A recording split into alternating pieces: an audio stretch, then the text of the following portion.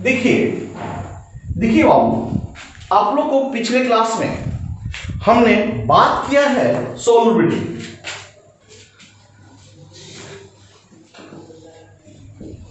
Solubility अभी solubility में पढ़े हैं हम लोग solubility of solid in liquid. Solubility of solid in liquid. देखिए इसमें हमने बात किया था कि हमने यहां पे वाटर या सॉल्वेंट ले लिया था, वो 100 ग्राम सॉल्वेंट लिया था, इसमें सॉल्यूट घुलाया और सॉल्यूट को डिसॉल्व करने के बाद इससे हमने सैचुरेटेड सॉल्यूशन बनाया।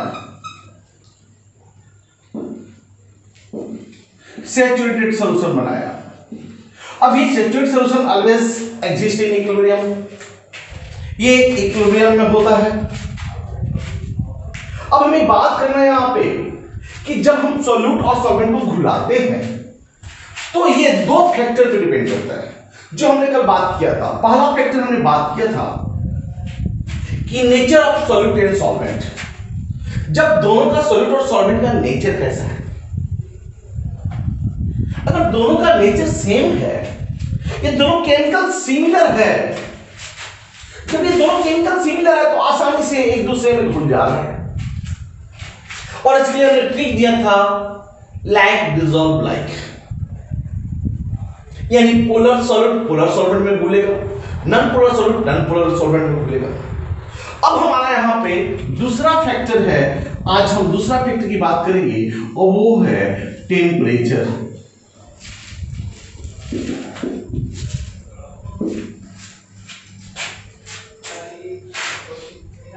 अब देखिए, अब हम क्या करेंगे कि ये सॉल्वेंट ग्रुप में हमने क्या किया, वाटर लिया है।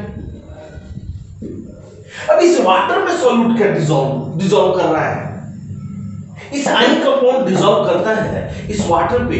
टेम्परेचर पे कैसे इफेक्ट करता है, उस टेम्परेचर के इफेक्ट के आधार पे ये आयनिक सॉलिड जो होता है आयनिक कंपाउंड को 3 भाग में बांटते हैं।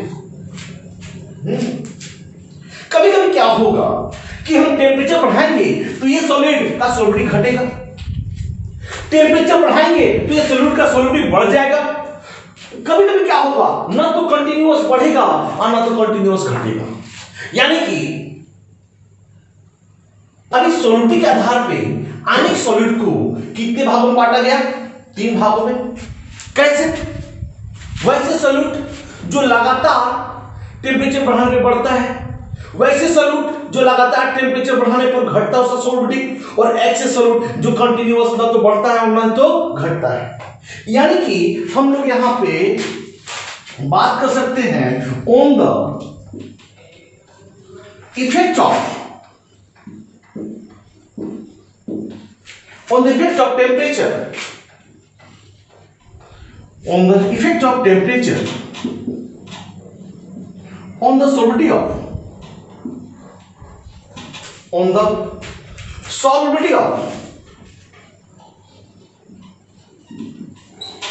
solid in water.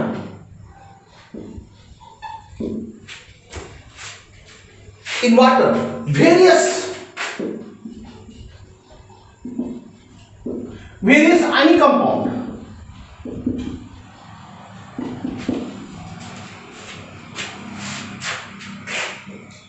are divided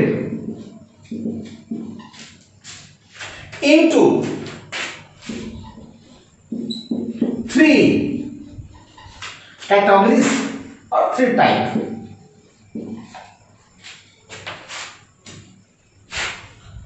पहला,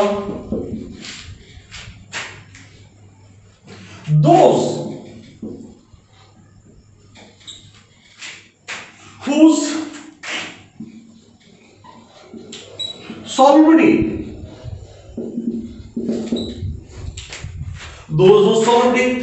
increases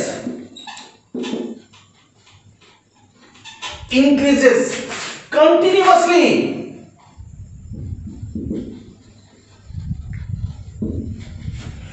continuously with increase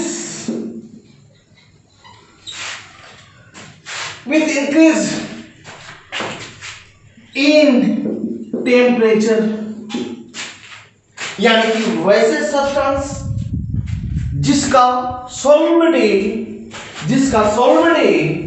temperature बढ़ाने पर इंक्रीजेज विथ टेम्परेचर, जिसका टेम्परेचर बढ़ाने के साथ सॉल्वेंटी बढ़ जाता है।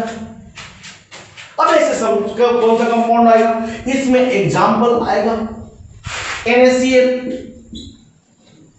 KCl, KNO3, NaNO3 अब ऐसा सीखना है कि सर ऐसा क्यों हो ऐसा क्यों हो रहा है। अब ऐसा ये NaCl तो हम लोग का बेस्ट एग्जांपल है समझने के लिए। मम्मी सब्जी बनाती है, कभी नमक डालना भूल जाती है, तो मम्मी क्या करती है, नमक सिर्फ मिला देती है क्या?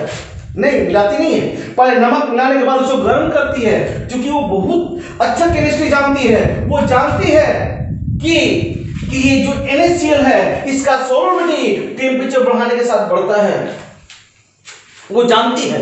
इसीलिए नमक अगर छूट जाता है तो नमक डालने के बाद उसे गर्म करती है।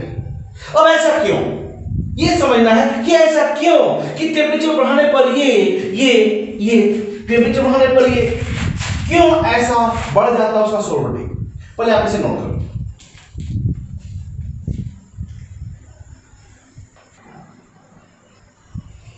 देखिए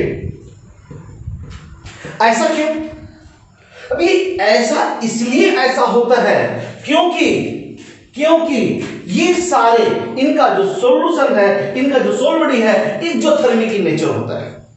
कैसा होता है? एक्सोथर्मिक इन नेचर, यानी कि solute plus solvent plus heat, तब जाकर के ये सॉल्यूशन बनेंगे।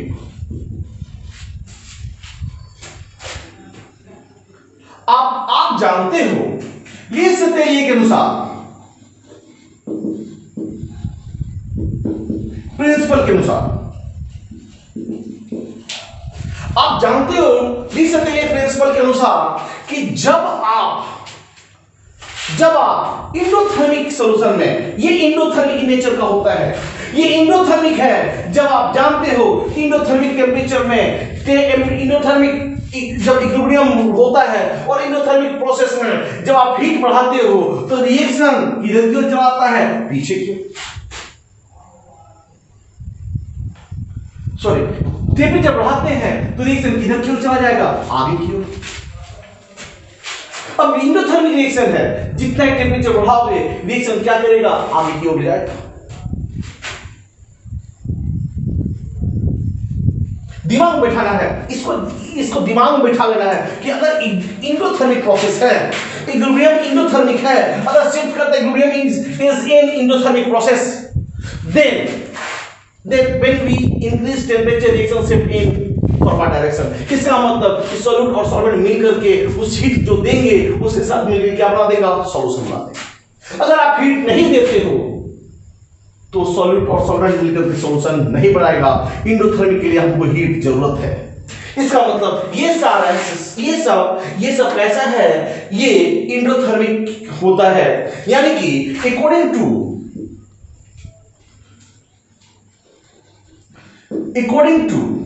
Lichtenstein's principle, when temperature increases in equilibrium, increases in endothermic process,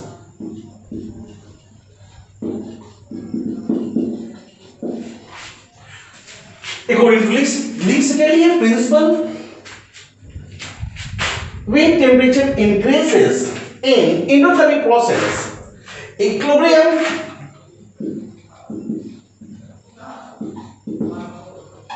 shift in forward direction. इसका मतलब कि जो भी अगर आपका एक्सोथर्मिक प्रोसेस में होगा, जो भी अगर आपका एक्सोथर्मिक प्रोसेस में होगा, सॉरी एंडोथर्मिक प्रोसेस में होगा, उसमें अगर आप टेम्परेचर बढ़ाओगे तो उसमें सॉल्युबिलिटी क्या होगा, बढ़ेगा। यानी रिएक्शन किधर की हो जाएगा, आगे की हो जाएगा, और सॉल्यूट और सॉल्वेंट और हीट मिल करके हमारा सॉल्यूशन बनाएगा। आप इसे नोट। अब हम लोग क्या करें, दूसरा पढ़ें। दूसरा आयनिक कंपाउंड पढ़ा जाए।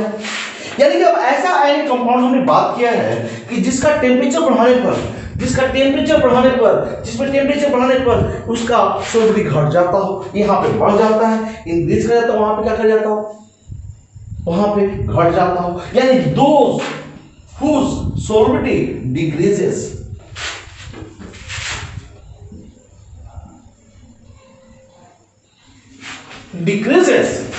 continuously with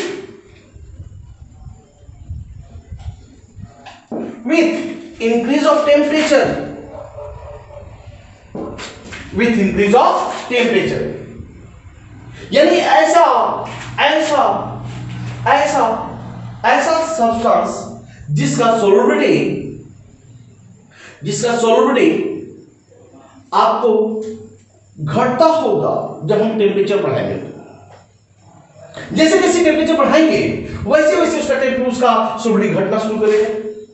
अब इसमें कौन कौन सा आएगा, तो सोडियम कार्बोनेट,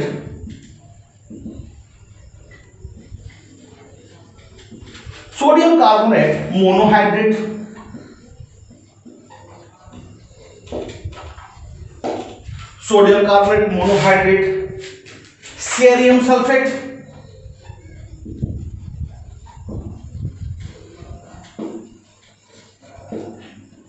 लिथियम कार्बोनेट,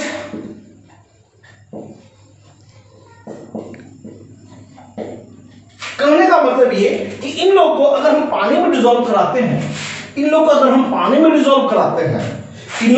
पानी में डिसॉल्व कराएंगे और टेम्परेचर जैसे जैसे बढ़ाएंगे वैसे वैसे इनका सॉल्युबिलिटी घटता जाएगा।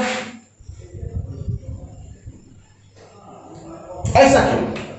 अब ये समझने की बात है। हमने पिछले क्लास में बताया था कि टेम्परेचर बढ़ाने पर सॉल्युबिलिटी क्या होता है, सॉल्युबिलिटी क्या होता है, टेम्परेचर बढ़ाने पर सॉल्युबिलिटी बढ़ता है। क्यों? क्योंकि वो एंडोथर्मिक प्रोसेस था। आप कंफ्यूज हो जाओगे, सबसे पहले आप इसे नोट करें।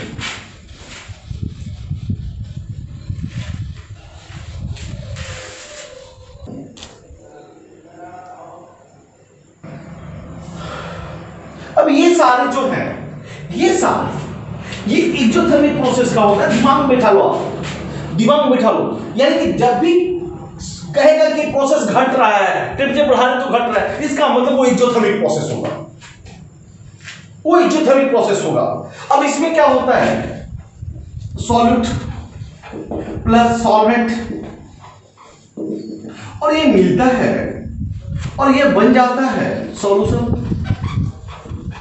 अब प्लस हीट, जैसे ही आप टेम्परेचर बढ़ाओगे तो हीट जैसे बढ़ाओगे तो रिएक्शन किधर की ओर चलाएगा, पीछे की ओर, बैकवर्ड डायरेक्शन में आएगा। इसका मतलब सॉल्यूशन टूटना शुरू करेगा कब, सॉल्यूट और सॉल्वेंट में। सॉल्यूट और सॉल्वेंट दोनों क्या हो जाएगा, अलग अलग हो जाएगा। इसका मतलब ये सारे आपको दिमाग में बैठाना है कि ये सारे एक्सोथर्मिक प्रोसेस है। इन लोगों का सॉल्युबिलिटी कैसा है, एक्सोथर्मिक प्रोसेस है। ये कैसा है, एक्सोथर्मिक प्रोसेस है। इसका मतलब according to Le Chatelier's principal,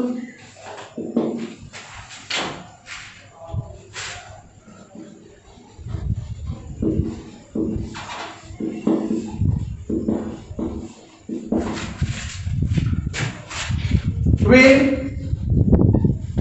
temperature increases in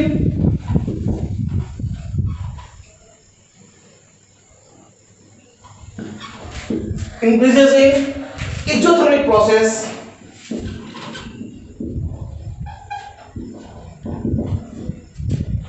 दिमाग में बैठाना है, exothermic process, equilibrium shift in backward direction, यानी कि इक्विलिब्रियम किधर से चलाएगा, बैकवर्ड डायरेक्शन की ओर। यानी कि जैसे जैसे आप टेम्परेचर बढ़ाओगे एक्सोथर्मिक प्रोसेस में, जैसे जैसे आप टेम्परेचर बढ़ाओगे रिएक्शन किधर की ओर चला जाएगा, पीछे की ओर। इसका मतलब जब टेम्परेचर बढ़ाते हो और सॉल्यूट और सॉल्वेंट में टूट रहा है, इसका मतलब कि उसका सॉल्यूशन कैसा है, एक्सोथर्मिक की नेचर है। आप इसे लिखें।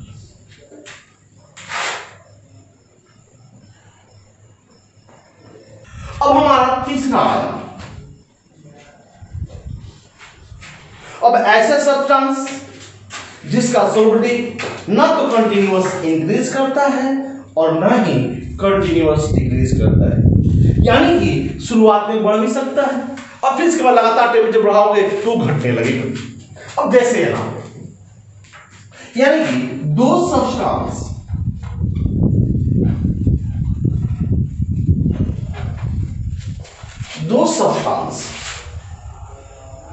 whose solubility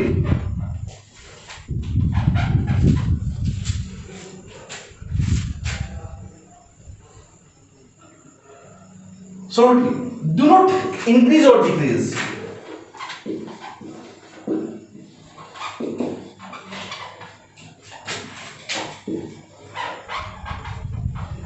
decrease continuously,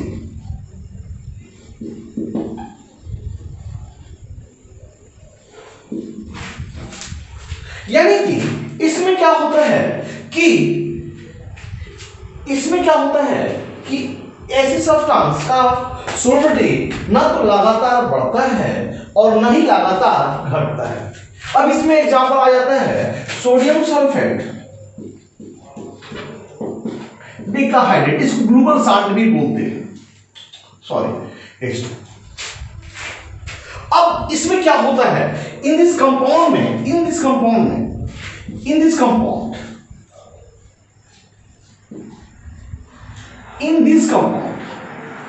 form get change, in this compound form get change,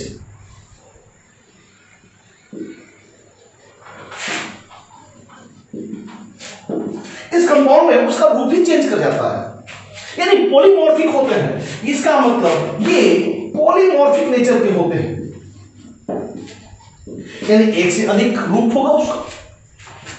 अब जैसे एग्जांपल देखा जाए, जैसे क्या होता है Na2SO4 10H2, ये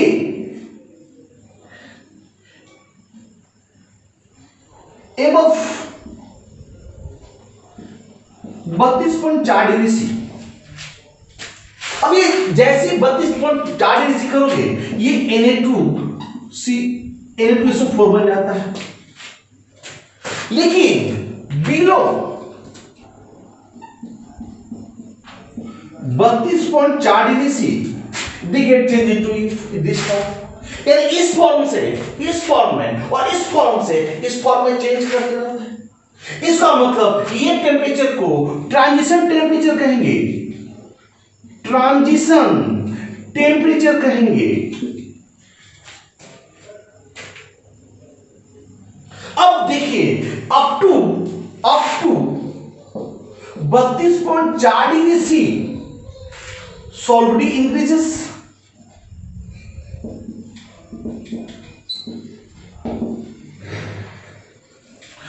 यानी 32.4 डिग्री सी तक सॉल्युबिलिटी इंक्रीज करेगा, but above this temperature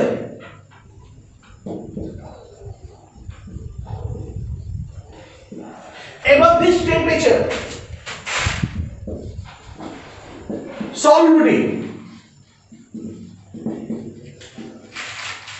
decreases, यानी इस टेम्परेचर के बाद सॉल्युबिलिटी क्या हो जाता है, घट जाता है। इसका मतलब कि हमारा इसका सॉलिडिटी ना तो लगातार बढ़ रहा है और ना लगातार घट रहा है, यानी कि इतना 32.4 डिग्री सी तक इसका सॉलिडिटी बढ़ रहा है। और जैसे ही 32.4 डिग्री सी होता है, ये अपना रूप को क्या कर देता है, अपना फॉर्म को क्या कर देता है, चेंज कर देता है। और जब जैसे ही इस फॉर्म में आ जाता है, उसका सॉलिडिटी नहीं घटने लग जाता है। लेकिन जैसे टेम्परेचर कम करते हैं तो ये फिर again this change into this form and again इस टेम्परेचर के नीचे इसका सॉलिडिटी हो जाता है। इसका मतलब कि इस टेम्परेचर से पहले इसका सॉलिडिटी होगा और इस टेम्परेचर के बाद इसका सॉलिडिटी नहीं होगा, और इस टेम्परेचर को हम लोग बोलते हैं ट्रांजिशन टेम्परेचर। और ऐसे कंपाउंड ना तो इंक्रीज करता है, कंटिन्यूअसली इंक्रीज करता है, और नहीं तो कंटिन्यूअसली डिक्रीज करता है। यानी कि हमने 3 भाग में पढ़ा, 3 तरह का सब्सटेंस पढ़ा। एक ऐसे सब्सटेंस जो टेम्परेचर बढ़ाने पर उसका सॉलिडिटी बढ़ेगा, यानी वो एंडोथर्मिक नेचर का होगा। वैसे सब्सटेंस जिसका टेम्परेचर बढ़ाने पर सॉलिडिटी घटता है तो ये एक्सोथर्मिक प्रोसेस होगा, एक्सोथर्मिक नेचर का होगा। और इसमें न तो कंटिन्यूअस बढ़ेगा न तो कंटिन्यूअस घटेगा। ये ऐसे सब्सटेंस में एक form change into another form, एक फॉर्म दूसरे फॉर्म में चेंज कर जाते हैं, जिसके परिणाम स्वरूप इनका सॉलिडिटी न तो लगातार बढ़ता है और न तो लगातार घटता है। आप इसे नोट कर लो। Thank you.